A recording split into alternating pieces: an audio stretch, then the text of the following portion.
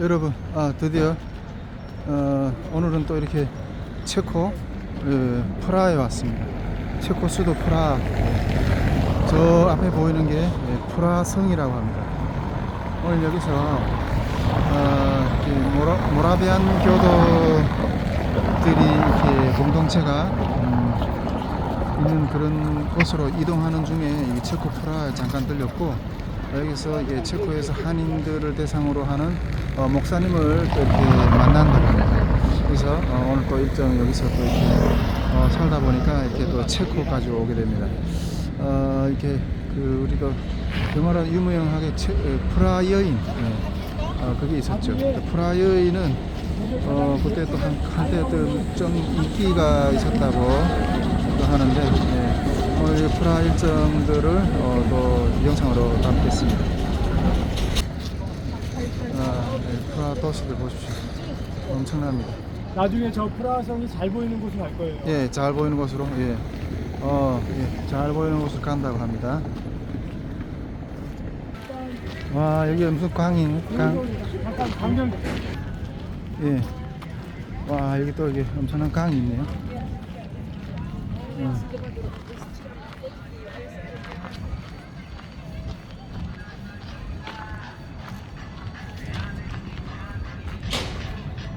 여기 레스토랑, 강 위에 배처럼 되어 있는 레스토랑입니다. 우와, 분위기 너무 좋네.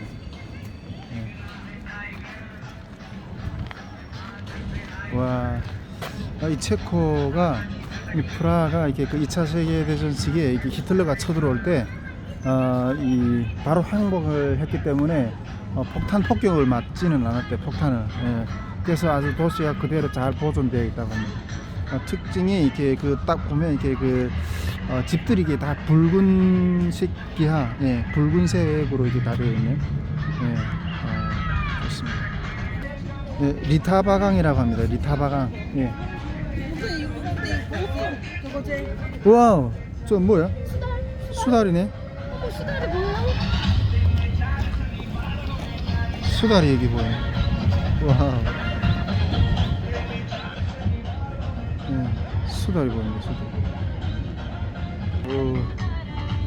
저기 강 건너편에 어떤 식당 같은 데서는 이게 노래가 연주가 들리시죠?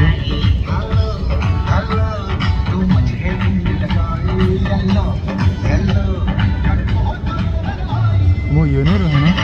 사람들이 춤을 추는 노래.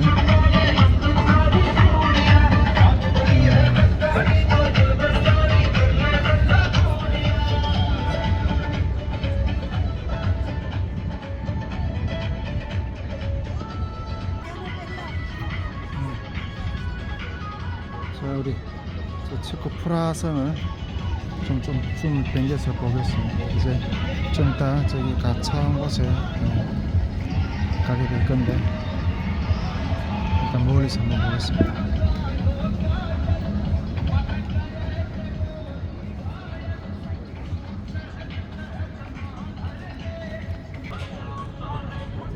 와, 저 다리는 역사가 엄청 깊은 것 같아요.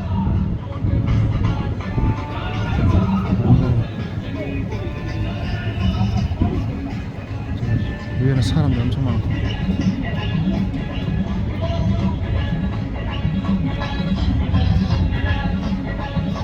유럽은 다 모든 건물들마다 이렇게 다리 하나도 그렇고 집 하나도 그렇고 이 역사의 흔적들이 고스란히 담겨져 있는 것 같습니다. 예, 저기 선교사님이 오시는 것 같습니다.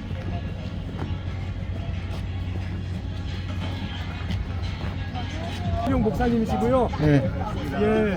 그리고 여기서 선교사님이시고 한인교회 하고 계시고요. 말씀하신 것처럼 저희 여기하고 프라하하고 그다음에 헤르노트 모라비안 공동체 가이드해 주실 분입니다. 그리고 여기 육고야 다음 주에 있을 대회 오신 분이시고, 여기 신민번 저희 육고야 고문 목사님, 안녕하세요. 여기 최용진 회장님, 그다음에 다 사모님들 기대입니다. 여기 이번에 강의해 주실 김주환 북한 저기 탈북민 목사님, 김주환 목사님. 안녕하세요. 반갑습니다. 반갑습니다. 잘 오셨습니다. 반갑습니다. 네. 아유, 뭐 자세하게 얘기 듣지 못했지만 잠깐 이야기를 들으니까 워낙 또 이동하는 거리가 많고 그러셔서 시간이나 뭐 이런 것들이 굉장히 촉박하셨다고 얘기를 들었는데 그래도 잠깐이지만 네, 그냥 쉼도 누리시고 또 기쁨과 즐거움을 누리실 때 정말 이 땅에 하나님께서 어떻게 역사하셨는지 그것들을 보고 또 하나님께서 우리들을 어떻게 또 다루어 가실지 그런 것도 기대하는 시간들이 되었으면 좋겠습니다. 네, 아무튼 감사합니다. 잘 오셨고요. 여러분이 바라고 원하고 기도하는 뜻대로 하나님께서 여러분들을 이곳으로 이끌어 오셨다라고 생각이 들고 네. 또 하나님께서 또한 여러분 마음 가운데 또 하나님께서 귀한 믿음의 씨앗들을 떨어뜨려 주실 거라고 믿습니다. 네, 잘 오셨습니다. 감사합니다. 이후 헤르누트까지 목사님이 저희랑 동행할 거고 저녁도 같이 1박 합니다. 네. 그러니까 목사님이 이렇게 시간 조정 다 알고 계시니까 목사님이 하자는 대로만 저희는 빨리빨리 따라만 주면 됩니다. 예. 예, 자 이제 함께 우리 식사하러 가겠습니다. 거리들입니다. 거리. 혹시 모르니까 여기 알고 저기 전차도 가는 게 보이네요. 예, 전차. 독일에도 오스트리아에도 전차들이 가는 것들이 보이는데 이게 전차들이 있습니다. 평양에 전차들이 있죠. 평양에.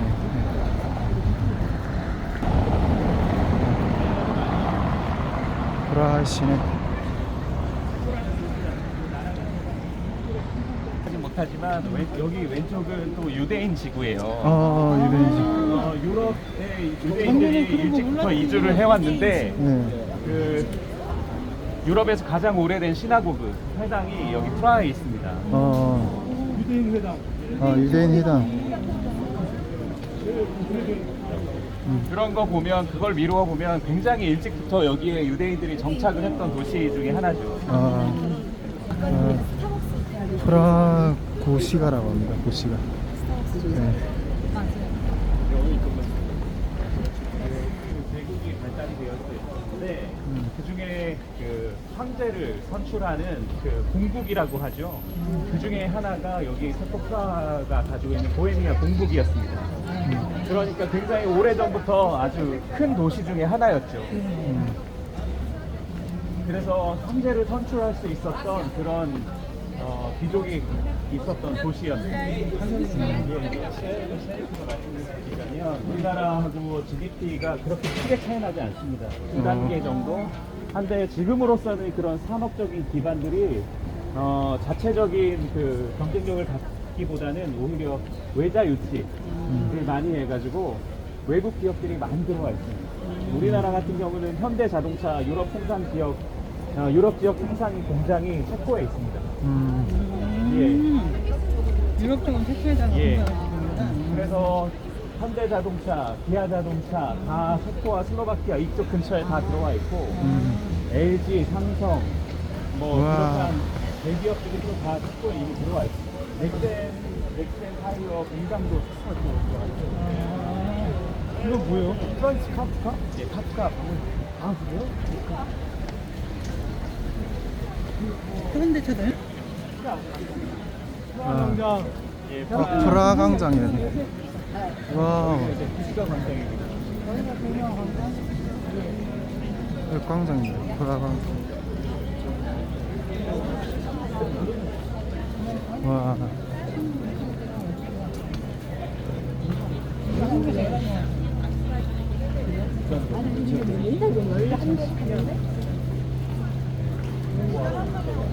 아니요, 사육하러 왔다가. 시장 볼 때도 여러 개 했거든.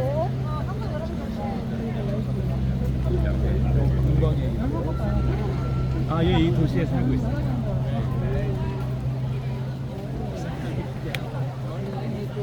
와.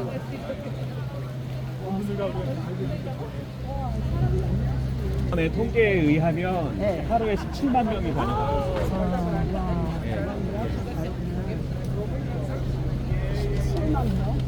저 앞에 저 뭐 성당인가요? 아, 예, 제가 이제 조금 더 앞에 가서 설명을 해드릴게요. 네. 여러분이 말을 보십시오. 마차. 와, 유럽식 마차. 와, 영화에서만 보던 그 마차. 유럽식 마차.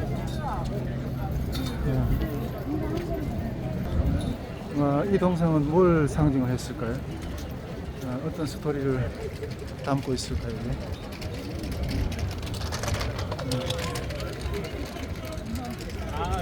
작년일에도 다녀가셨군요. 아, 그렇죠. 체코의 역사에 있어서 굉장히 중요한 한 사람을 꼽는다 하면은 바로 이 사람 얀 후스라는 사람을 꼽을 수 있어요. 양쿠스. 예. 얀 후스. 야누스. 야누스. 예.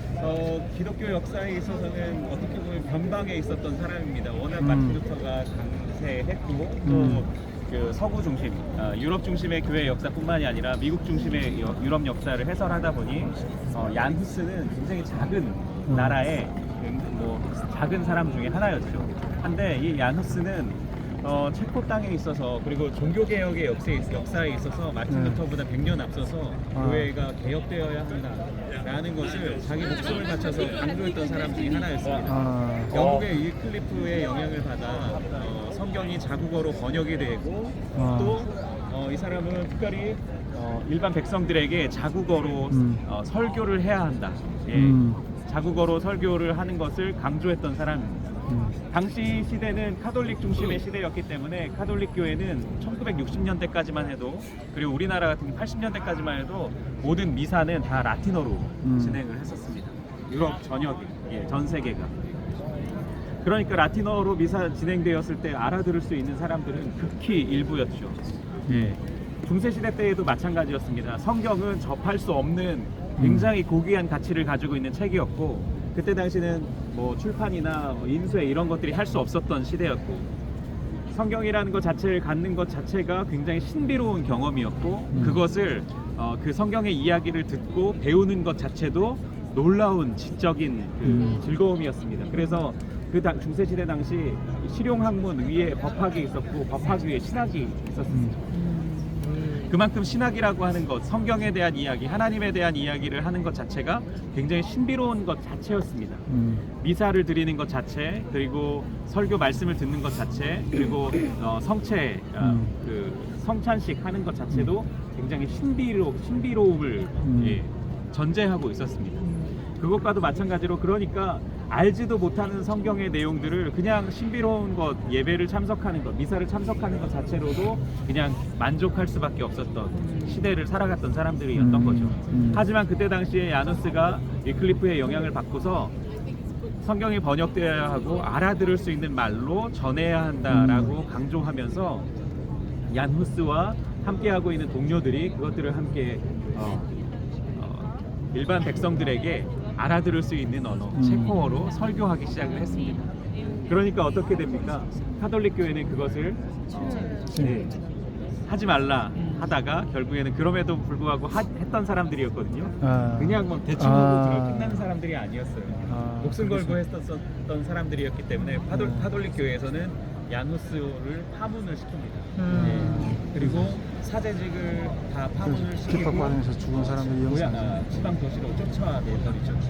그럼에도 불구하고 이 성경을 진리를 경험했던 사람들, 그 사람들이 야누스를 추종하고 야누스의 그 설교를 듣기 위해서 파문당하기 이전에는 저 베들레헴 채플이라고 하는 곳에 한 3,000명 정도가 모여서 설교를 듣고 했었던 일도 있었습니다. 말 그대로 카톨릭 교회에서는 알아들을 수 없는 진리를 그저 말 그대로 뭐 신비로운 경험이라고 생각하는 것 정도로만 여겼었는데 얀 후스에 의해서 진짜 진리가 하나님의 말씀이고 진리가 우리를 자유케 한다라는 것을 경험한 사람들이 이 땅에 이제 살기 시작했던 겁니다. 한 번 더 말씀을 드리자면 카톨릭 교회에서 진리는 성경 말씀이 진리가 아니었어요. 교황의 말이 진리였고 또 공의회의 결정이 진리였던 시대였었습니다. 한데 그것이 진리가 아니라 성경 말씀이 진리였고 하나님의 말씀이 진리였다라고 강조했던 이 야누스의 그 진리가 이 사람들에게 경험되었을 때 야누스가 종교재판에 이제 회부돼서 콘스탄츠라고 하는 그 공의회에 이제 이동을 해서 갑니다. 그리고 나서 그 종교재판에 회부되고 종교재판에서 꼭 살려줄게라고 하는 왕의 그 친서를 가지고 가는데 그때 당시는 왕권과 교황권이 대립이 되고 있었던 한참의 시간이었기 때문에 종교재판 그 콘스탄츠 공의회에서 새롭게 선출된 교황이 가장 먼저 할 것은 밀려 있었던 일들을 처리하는 것이었어요. 그 중에 하나가 종교재판이었죠. 그래서 얀 후스가 교회의 말을 듣지 않았기 때문에 그가 뭐 진리였고 아니었고를 떠나서 교회의 말, 그러니까 권위와 권력에 복종하지 않았기 때문에 너는 이단이다가 돼버린 겁니다. 그래서 화형을 당해 죽게 되고 그 소식을 들은 이 땅의 수많은 95%의 이상의 많은 백성들과 귀족들이 봉기하기 시작했고 결국에는 1419년부터 15년에 걸쳐 가지고 후스파 전쟁이라고 하는 유럽 내륙 안에 십자군이 결성되어서 들어와서 전쟁을 일으키게 되는 그런 15년에 걸친 전쟁이 있었습니다. 이 동상은 야누스 서거 500주년을 기념해가지고 1915년에 세워집니다. 그때 당시는 제국주의 끄트머리였어요.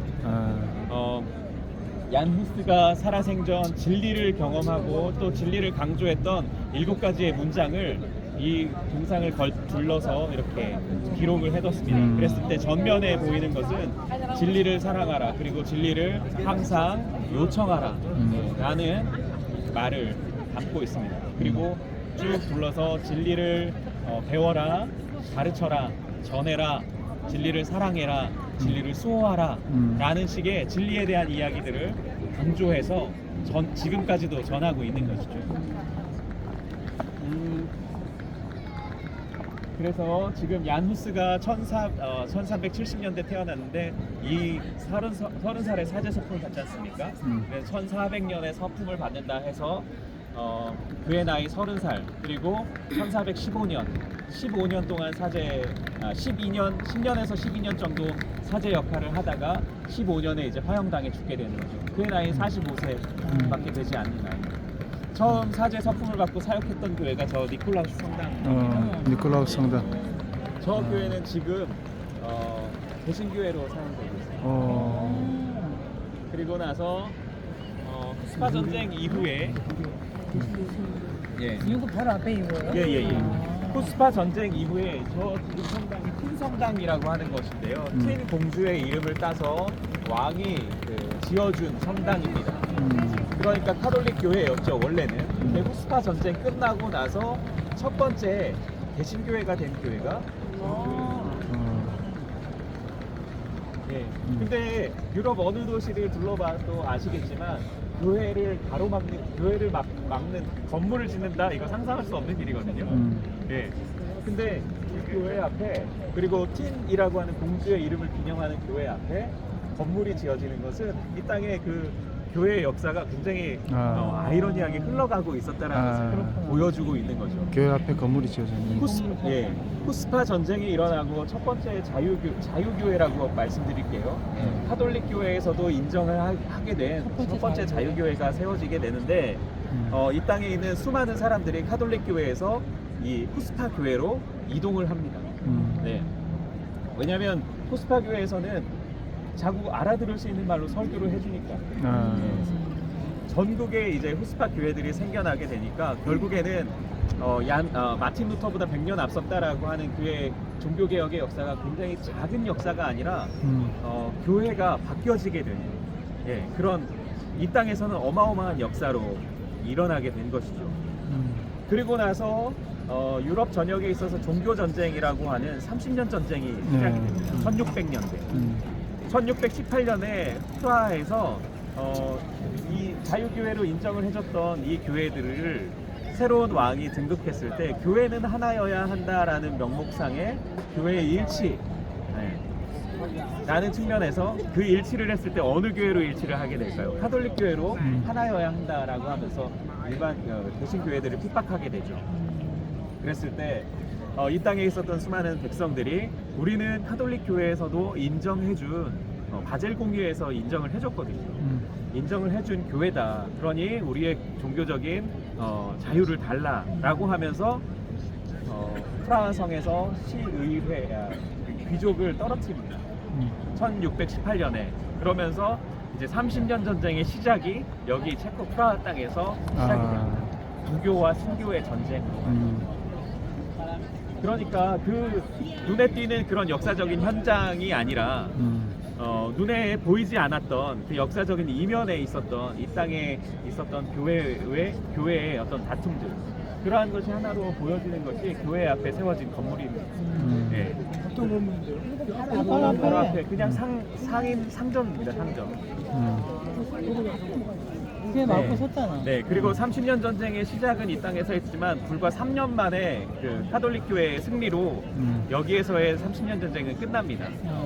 그리고 나서 어떤 일을 했냐면 카톨릭 교회가 전국에 있었던 후스파 교회에 있는 금부치들을 다 수집을 해와서 큰 성당 가운데 있는 성모 마리아 상을 만들 버립니다. 예. 저 가운데 높은 네. 그리고 또 하나, 야누스를 비롯해가지고 그때 당시에 카톨릭 교회가 그 금지하고 있었던 것 중에 하나가 또 있었었는데, 그게 뭐냐면 성찬식을 일반 백성들에게 금지했었습니다. 귀족들과 사제들에게만 했었거든요. 왜냐하면 불경건한 너희들의 그 호수염에 예수님의 거룩한 보혈을 붙일 수 없다, 그런 경건하지 못한 일들을 할 수가 없다라고 하면서 일반 백성들에게는 분병과 분잔을 막았죠. 예. 그랬을 때 야누스의 설교를 듣고 그러면 우리 일반 백성들에게도 분병과 분잔 두 가지 종류의 성찬을 할 수 있겠네 했던 사람들이 일어납니다. 그게 이종성찬파라고 하는데, 그 사람들이 카톨릭 교회에서 벗어난 후스파 교회 안에서 이제 자국어로 설교 듣고 또 두 가지 종류의 성찬을 할 수 있다는 것을 이제 후스파 교회들이 다 이제 할 수 있었던 거죠. 두 가지 종류의 성찬을. 근데 우리가 지금 보면 성찬 말씀 듣는 것도 너무나 자연스럽고 또 성찬식을 집례하고 또 거행하는 것도 너무나 자연스럽지만, 중세시대 당시의 성찬식은 말 그대로 눈앞에 펼쳐진 예수 그리스도의 보혈, 예수 그리스도의 몸과 그 피가 내 몸 안에 들어온다라는 신비로움을 경험하는 놀라운 신비 중에 하나였습니다. 예. 그러니까 그 신비를 경험하기 위해서 수많은 사람들이 후스파 안으로 들어오게 됩니다. 그랬을 때 그 안에 그 성모 마리아 상 아래에 보면 성잔과 성배와 그리고 떡, 예, 이게 있는 겁니다. 그 성배가 있고 그 위에 달걀이 놓여 있는 게 아니라 예수님의 보혈을 담을 수 있는 잔과 그리고 예수님의 살인 몸인 그 떡이 있는 겁니다. 예, 그렇습니다. 그래서 여기가 후스파 교회였다라는 것을 남겨준 거죠. 그나마. 예. 배도 아주 큰 배다. 그러니까 그 성찬식 그 온전하게 하기 시작한 게 여기서부터라는 거죠. 네네. 그러니까 이 땅의 교회의 역사가 굉장히 뭐랄까요, 버라이어티하죠. 네. 우리 오면 가슴이 뛰어. 네. 원래는 시청 건물이 이렇게 쭉 옆에까지 이 지금 공원이 있는 건물까지 쭉 이렇게 사각형으로 되어 있어야 했는데 2차 세계대전 당시에 유일하게 그 포탄이 하나 떨어졌는데 그게 안타깝게도 시청에 맞아버렸어요. 예, 그래서 왼편에 오른편에 보면 이렇게 잘려 있는 모습 그대로 복원을 했고 온전하게 복원하지 않고, 왜냐하면 이 사람들은 역사가 오래되다 보니까 역사는 보존되어야 한다. 우리에게 있어서는 아픈 것들은 그냥 다 없애버리고 새롭게 하는 것들이 좀 우리의 생각으로 보면 그게 좀 치욕을 덜 할 수 있었겠지만, 후세에게 남겨주고 가르치기 위해서는 역사는 그대로 보존되어야 한다 해서 그대로 보존되는 겁니다. 그리고 제가 왜 시청을 이야기하냐면, 시청 앞에 보면 30년 전쟁의 시작이었던 이 땅에서 시작과 또 3년 만에 그 끝이 나는데 27명, 28명의 포로들을, 마지막 포로들을 시청 앞에 십자가를 해놓은 장소에서 그러면서 이제 30년 전쟁의 3년 만에 전쟁이 여기에서 끝나게 됩니다. 어떤 사람들은 역사적인 사건 안에서 보면 그 전쟁 포로들을 사용하는 저희들 같은 기독교인들의 눈으로 보면 저게는 순교의 현장이에요. 왜냐하면 순교 현장이에요. 붙들고 목숨을 바꿨던 사람들의 발자취였으니까요. 그리고 나서 그러한 그 신앙의 역사가 거기서 끝나는 게 아닙니다. 절대 거기서 끝나지 않습니다. 왜냐하면 3년 만에 그 안타깝게 30년 전쟁이 여기서 종결되지만 그들의 신앙의 역사는 정든 고향을 떠남으로 이민자의 행색으로 신앙을 유지하고 폴란드로 독일로 올라가는 그들의 신앙의 여정이 시작되는 계기가 됩니다. 물론 1500년대에 이미 독일의 마틴 루터에 의해서 종교개혁이 일어났고 결과가 맺어진 시간 다음입니다. 1618년이었거든요. 그러나 이 땅의 성도들은 자기의 신앙을 저버리지 않고 고향을 떠나면서까지 그 신앙을 유지해서 폴란드로, 독일로, 또 남부로, 스위스로 이렇게 다 이주합니다. 이민자가 되는 거죠. 그러면서 그 신앙의 역사가 떠났던 이민자들 중에 하나가 남부 모라비아의 귀족이었던 얀 아모스 코멘스키라고 하는 우리 교육학의 아버지라고 했을 때 코메니우스라고 불리어지는 그 코멘스키가 모라비아 지역의 후스파 교회의 비숍 감독이었어요. 네. 그 감독이었던 코메니우스가 자기의 성도들을 데리고 쭉 순례길을 이민길을 떠납니다. 그래서 그들이 정착한 곳은 네덜란드 나드 아란이라는 곳에 정착을 했죠. 거기에서 후스파 사람들이 모여서 이제 신앙생활이 계속 이어져 갔습니다. 마찬가지로 이 종교 전쟁의 패배는 했지만 결국에 그 사람들은 각자 숨겨진 곳에서 카톨릭 교회 교인 성도가 아닌 자기가 믿고 따르던 성경을 읽고 또 설교를 하고 했던 지역적인 사람들의 그런 교회 성도의 모습으로 살아남았었습니다. 그래서 1618년대부터 떨어져 이제 이민 생활을 했던 사람들이 결국에는 100년이라는 시간 후에 1722년에 모라비아 죄송합니다. 헤르누트에서 정착을 하기 시작하는 거죠. 그래서 그게 모라비안. 그러면서 그 정착했던 사람들을 모라비안 교도라고 불리게 되는 것인데 그 역사적인 교회 역사적인 그 맥을 따라가 보면 모라비아 지역에 있었던 사람들이 대거 이주해 가는 것이었어요. 그래서 모라비아 지역 사람들이라고 하는 이름인 거죠. 모라비아라고 하는 것은 체코 국기에 보면 이렇게 8가지 색이 있는데요. 한 왼쪽에 이제 흰색, 거기가 보헤미아 지역. 왼쪽에 파란색이 보헤미아 지역. 그리고 오른쪽 아래 빨간색이 모라비아 지역이에요. 모라비아 지역이 해가 세거든요. 네. 그리고 북쪽 좀 추운 지방에 있었던 실레지아 지역을 해가지고 이 세 개의 지역. 우리나라 보면 뭐 충청도, 경상도, 전라도 이런 식으로 나눠지는 것처럼 세 개의 지역을 그 체코 국기 안에 표현한 것입니다. 그러니까 남부 모라비아 지역에 있었던 그 성도들의 역사가 헤르누트에 가서 모라비아 교도들이 된 것이고 모라비아 교회가 된 것이고 그리고 그 모라비아 교회를 만들 수 있었던 진젠도르프 백작에 의해서 정착하기 시작하고 진젠도르프 백작도 독일 사람이지만 루터파 교회 교인이었지만 그가 가지고 있던 신앙이 정말 하나님을 사랑하고 경건한 마음으로 하나님 앞에 서 있는 사람. 그래서 그 당시 시대에 흥미했던 경건주의 운동에 영향을 받았던 진젠도르프 백작이 모라비아 출신의 크리스찬 다비드라고 하는 사람을 만나면서 헤르누트가 시작이 되는 거죠. 그리고 또 하나 덧붙여서 말씀드리자면 이 땅에서는 그럼 그들의 신앙의 역사들이 끝난 것이냐? 아닙니다. 제국이 끝나면서 1915년에 이 500주년 기념 공산이 세워졌다고 그랬지 않습니까?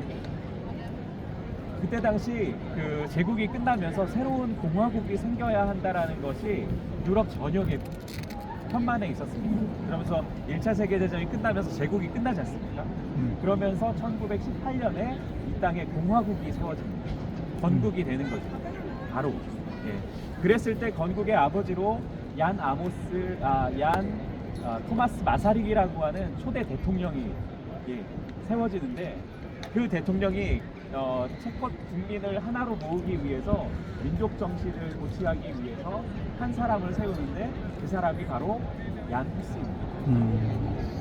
그리고 얀 후스가 이야기했던 진리라고 하는 개념을 모든 사람들이 그 제국의 어떤 황제의 명령이 아닌 진리의 뜻을 따라 자유를 선택할 수 있도록 진리라는 단어를 국가 문장으로 채용을 합니다. 그래서 지금까지도 진리는 승리한다라는 하는 그 국가 문장이 이 땅의 문장입니다. 역사에. 진짜 말씀에 근거한 거네요. 예. 그래서 이 땅이 그렇게 세워지고 지금까지도 유지되고 있는데 안타까운 것은 지금으로서는 공산주의 시절이 지나고 나서 이제 지금은 유럽에서 무신론자들이 가장 많은 땅입니다. 근데 거의 그렇죠. 불과 100년 사이에 말이죠. 이 동상이 세워졌을 때 수많은 사람들이 그 광장을 가득 메웠습니다. 예, 저게 무슨 석주냐면 30년 전쟁의 승리를 축하하는. 아 이게. 근데 그 수많은 사람들이 모였을 때 이 불상이 세워지고 반대로 저 석주가 무너져 버립니다. 1915년에. 근데 무너졌던 석주가 다시 세워졌네요. 코로나 기간 동안에 카톨릭 교회 성도들이 모아서 석주를 다시 세웁니다. 원래 무너졌던 자리에 있었던 그 무너졌던 표시들이 그 바닥에 쫙 돼 있었습니다. 그러니까 수많은 사람 군중들이 바라고 원하고 뜻했던 것처럼 카톨릭 교회가 아닌 개진 교회, 어떤 교회의 종교적인 모양이 아니라 진리를 경험했던 사람들이 500년 후에 이 땅에 그런 역사들을 이뤄냈고 새로운 공화국이 세워지게 됩니다. 그러나 안타깝게도 그 진리는 지금 사라져버리고 자유, 표현의 자유만 남겨있는 상황입니다. 네. 자, 이제 설명을 잘 들었었죠. 그 30년 전쟁 이후에 순교한 사람을 잡아서 이렇게 그 처형한, 우리로 말하는 순교죠. 그 현장의 위치를 가서 확인하겠습니다.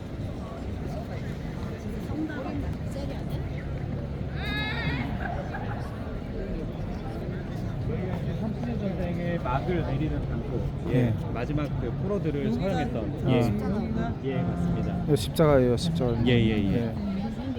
처형했던 장소. 이 곳이 1621년 6월 21일에 행했다. 1621년 6월 21일. 예. 1621년.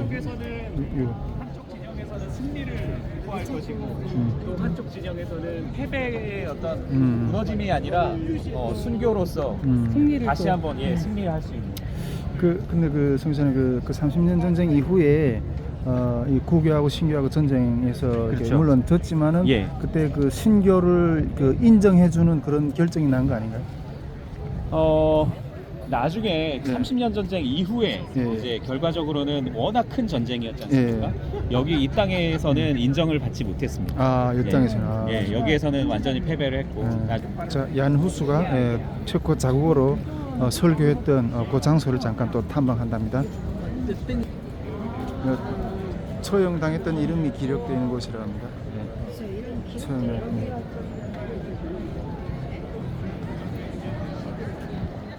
짧게 말씀드리자면 시계하고 다르죠. 네, 왜냐면 천동설 세계관의 시계입니다. 그래서 저 위에는 지금까지도 해 뜨는 시간, 달 뜨는 시간, 달의 모양들 이런 것들 표시될 수 있고. 천동설. 네. 그리고 아래는 그날에 태어난 사람들이 등록했을 때 갖게 되는 이름을 봉사지어야 할 타이밍들을 알려줍니다.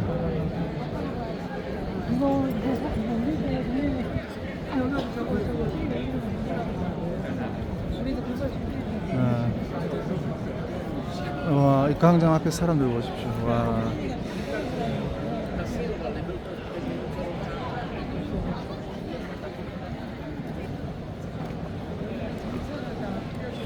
이 역사적인 건물들 이게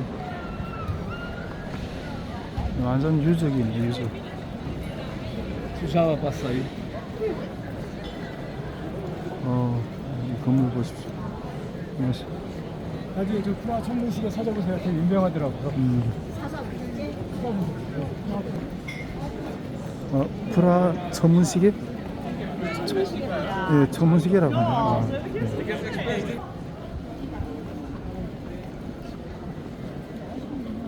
그럼 무슨 애기들은 저희는 집에 있죠. 자, 예, 베들레헴 채플, 예, 베들레헴 채플 가고 있습니다. 베들레헴 채플이 아까 이종성창 했던 곳이라고 했나요? 아니 저 야누스가 설교했던 자국어로 설교했던 거.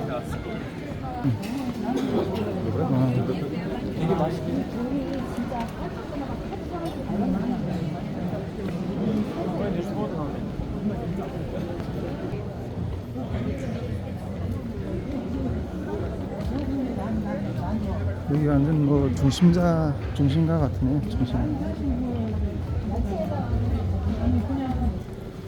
여기 이 건물인가봐요. 아까 거기서부터 한참 광장에서부터 한참 걸어왔습니다. 야누스가 시작한 곳은 아니에요. 예. 야누스 이전에 그런 위클리프의 영향을 받은 사람들이 있었습니다. 야누스 때 피워진 겁니다. 자국어 설교는 시대를 거쳐서 계속 있었던 요청 사항이었어요. 그래서 여기는 어떻게 되냐면 카톨릭 교회가 세운 건물이 아니라 이 프라하시에 있는 상인들이 자발적으로 헌금을 해서 땅을 사고 건물을 올린. 그래서 베들레헴 그 떡집이라는 뜻이죠. 말씀이 흘러나오는 교회가 아닌 채플입니다. 아, 채플. 성당. 아. 그래서 여기에서는 사제들이 와서 그때는 뭐 개신교, 무교, 신교 이런 게 없었으니까요. 사제들이 와서 자국어로 설교했던 곳이고 얀후스가 태어나기 전에 아마 생겨진 곳입니다. 오래 전부터 생겼던 건 아니고요. 1300년대 말에 세워진 제풀이고 1300년대 말이 오래되지 않았다고 하니까. 야누스가 이제 사제 서품 받고 1410년 뭐 이럴 때까지 이제 사제로서 자국어로 설교를 했던 곳이죠. 그때 야누스가 설교했었을 때 3,000명 가량이 모였고 여기에? 예, 아까 3,000명 예. 그리고 프라하 성의 귀족들, 공주까지 와가지고 설교를 듣고 가는 그런 장소입니다. 그러니까 말 그대로 진리를 경험했던 사람들이 부흥하기 시작했다. 잠깐 질문인데 그럼에도 불구하고 야누스가 서양문이잖아요. 예. 엘리트들이 그럼에도 불구하고 카톨릭 교회와 왕권의 대립 속에서 또 안에 들어가서 더 말씀드리겠습니다. 여기는 저기 해야죠. 네. 잔내 비용도 시대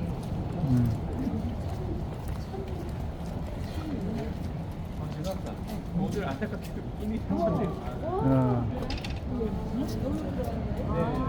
문이 닫혔다네. 아 예. 그러면 돈 굳었네. 예, 문이 닫혔습니다. 예, 오늘 아쉽습니다. 기념사진 한 장 찍고 가도록 하겠습니다. 야누스가 화양당하는 모습. 이게 동상이잖아요. 동상 작품. 작품이다. 작품처럼 만. 예, 야누스가 화양당하는 그 동상, 기념 동상이라고 합니다. 근데 그게 그냥 우리가 먹는 떡이 아니라 말씀의 떡이지 않습니까? 말씀의 떡이 결국에는 그 유대 경전 토라의 그 통이 열려진 모습을 비춰지는. 어디가? 여기 지붕 그거 아니야? 네, 맞습니다. 지붕입니다. 이 토라 책이 딱 열린 예, 거잖아요. 토라 두루마리를 이렇게 마치 뭐라 그럴까요? 그 키친타올처럼 이렇게 둘러져 있는데 그거를 이제 보관함에 담궈놓습니다. 닫아놓는데 그 보관함을 반을 갈라서 이렇게 열어놓은 모양으로 보여지는 거죠. 그리고 야누스 서거 600주년 기념으로 저 벽 왼쪽에 보면 조형물이 세워지는데요. 그거는 이제 지금 안타깝게도 해가 없지만 해가 내리쬐 때 햇볕이 그림자를 만들면서 그러면서 조각 반대로 작품이, 글자가 새겨집니다. 어머, 너무 신기하다. 이게. 예.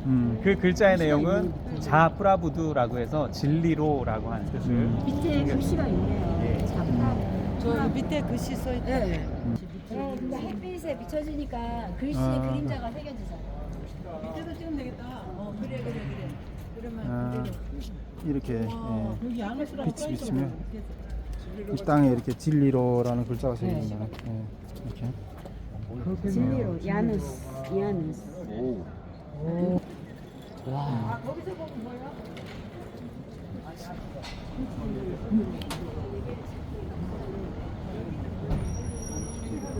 아, 그물들 보십시오, 여러분.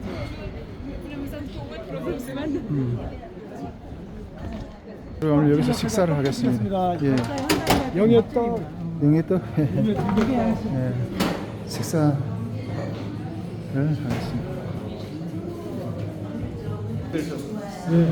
체코 현지식입니다. 예. 그러면